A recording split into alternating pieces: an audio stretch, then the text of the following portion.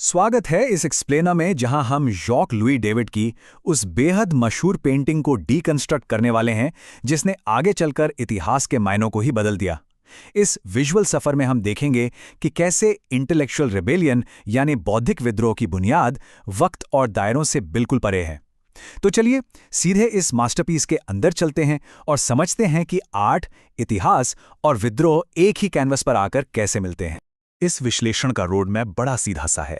शुरुआत होगी 399 बीसी के उस ऐतिहासिक मुकदमे से, फिर हम पेंटिंग के बारीक ब्रश स्ट्रोक्स को करीब से देखेंगे और आखिर में उन गहरे दार्शनिक सबकों को समझेंगे जो आज भी साहस और सच्चाई की परिभाषा तय करते हैं। The trial of 399 BC. अब देखिए, इस पेंटिंग की पूरी गंभीरता और उसके असर को समझने के लिए पहले प्राचीन एथेंस के उस माहौल को समझना बहुत जरूरी है, जहां दरअसल सब कुछ दांव पर लगा था। उस दौर में सोक्रेटिस पर सबसे संगीन आरोप लगे थे। उन पर प्राचीन एथेंस के युवाओं को भ्रष्ट करने और यहां तक कि देवताओं को ना मानने का आरोप लगाया गया। इसके बाद उनके सामने एक बेहद सख्त चुनौती रखी गई, एक अंतिम अल्टीमेटम। या तो वो अपने सभी विचार और बातें वापस ले लें या फिर हेमलॉक का जहर पी लें। सीधे शब्दों में कहें तो ये मौत और अपने सिद्धांतों के बीच का एक आखिरी चुनाव था। A snapshot of execution. प्राचीन इतिहास के पन्नों से थोड़ा आगे बढ़ते हैं, ठीक फ्रेंच रेवोल्यूशन से पहले के दौर में। यहां मशहूर आर्टिस्ट जैक्स लुई डेविड ने इस दर्दनाक और ऐतिहासिक पल को हमेशा हमेशा के लिए इस कैनवास पर कैद कर लिया। प्लेटो के डायलॉग फेडो से प्रेरित होकर इस पेंटिंग में ठीक उस सेकंड को दर्शाया गया है जब सोक्रेट्स जहर के उस प्याले को लेने के लिए अपना हाथ आगे बढ़ाते हैं। ध्यान दीजिएगा, उनका एक हाथ आसमान की तरफ इशारा कर रहा है, जो इस भौतिक दुनिया के पार अमर विचारों का प्रतीक है, और दूसरा हाथ मौत के प्याले की तरफ बढ़ रहा है। यह जीवन और मृत्यु के बीच ठहरा हुआ एक अद्भुत क्षण है। Deconstructing the characters. अगर इस चित्र में मौजूद अलग अलग किरदारों को करीब से देखा जाए तो यह विजुअल और साइकोलॉजिकल कॉन्ट्रास्ट यानी विरोधाभास का एक बेहतरीन उदाहरण पेश करता है। अब सच्चाई ये थी कि ऐतिहासिक तौर पर सोक्रेटिस अपने मृत्युदंड के वक्त काफी बुजुर्ग और फिजिकली ऑर्डिनरी थे, लेकिन यहां आर्टिस्ट ने जानबूझकर उन्हें एक आदर्श, फिट और बिल्कुल तान कर बैठे हुए शख्स के रूप में दर्शाया है। उनके चेहरे पर ऐसी शांति है जैसे वो अभी भी आराम से पढ़ा रही हों। इसके ठीक उलट उनके आसपास बैठे फॉलोअर्स गहरे शोक में डूबे हुए हैं। उनके कंधे झुके हैं, यहां तक कि जहर देने वाला नौजवान भी दुख और शर्म से अपना चेहरा छुपा रहा है। ये टकराव सच में दंग कर देने वाला है। मेरा शरीर मर जाएगा लेकिन मेरे विचार जिंदा रहेंगे, ये उस तगड़े तर्क का निचोड़ है जो सोक्रेटिस ने अपने अमीर दोस्त क्रीटो को दिया था जब उन्होंने वहां से चुपचाप भाग निकलने का ऑफर ठुकरा दिया। उनका बिल्कुल साफ मानना था कि ऐसी शहादत जिसे आने वाली पीढ़ियां याद रखें, वो डर कर भाग जाने से कहीं ज्यादा बड़ी और ताकतवर होती है। लेकिन अब यहां एक बड़ा दिलचस्प सवाल उठता है। अगर इस कैनवस के बिल्कुल बाएं हिस्से पर ध्यान दें तो एक ऐसी ऐतिहासिक इनएक्यूरेसी दिखती है जो इस पूरे आर्टवर्क के मतलब को ही पलटकर रख देती है।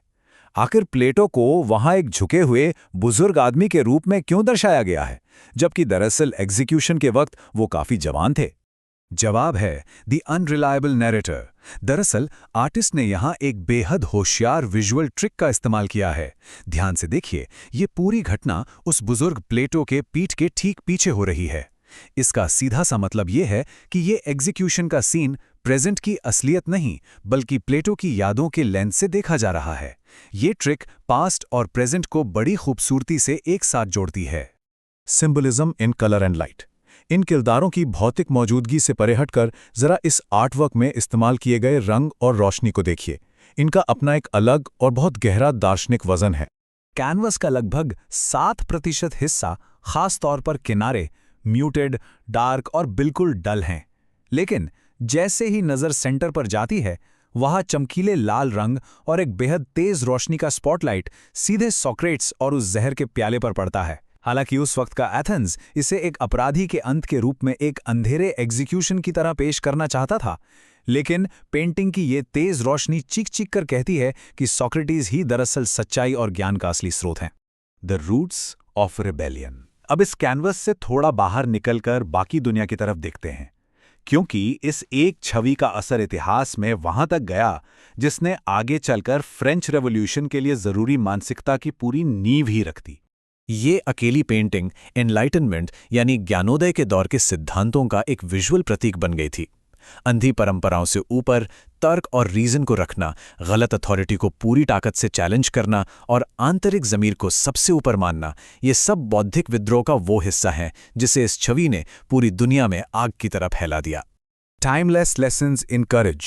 इन सभी स्रोतों का निचोड़ निकालने पर साहस और फिलॉसफी के कुछ ऐसे बेहतरीन सबक सामने आते हैं जो बिल्कुल टाइमलेस हैं और कभी पुराने नहीं होते। यहाँ 5 ऐसे सबक हैं जिन्हें हमेशा याद रखा जा सकता है। पहला, सच्चाई को किसी भी हाल में आराम और कंफर्ट से ऊपर रखना। दूसरा, भारी दबाव आने पर भी सोचे समझे असली विश्वास टूटने नहीं चाहिए।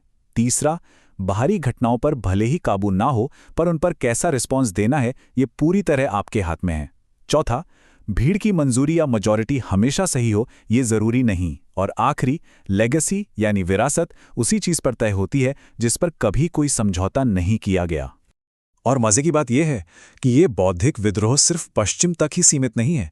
अगर हम आधुनिक युग में देखें तो इसका एक बेहद ताकतवर और सीधा कनेक्शन पूरब के क्रांतिकारी भगत सिंह के साथ भी जुड़ता है। दोनों ने अथॉरिटी को खुलेआम चैलेंज किया, दोनों ने खुलकर अपने विचार रखे, दोनों को एग्जीक्यूशन का सामना करना पड़ा और सबसे बड़ी बात, दोनों आज तक इंटेलेक्चुअल रेबेलियन के सबसे बड़े प्रतीक माने जाते हैं। सदियां और भूगोल भले ही बदल गए हों पर सच के लिए डटे रहने का जज्बा बिल्कुल वैसा ही रहा। इन सारी बातों से एक कड़ी चेतावनी निकलकर सामने आती है।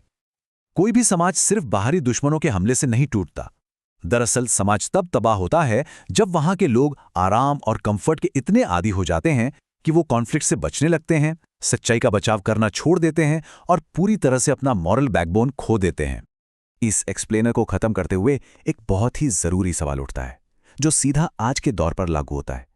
अगर सच्चाई को जिंदा रखने के लिए अपने सब कुछ को दांव पर लगाना ही पड़ता है तो क्या आज के आधुनिक समाज में भी गलत अथॉरिटी के खिलाफ खड़े होने का वो पुराना अटूट साहस बाकी है?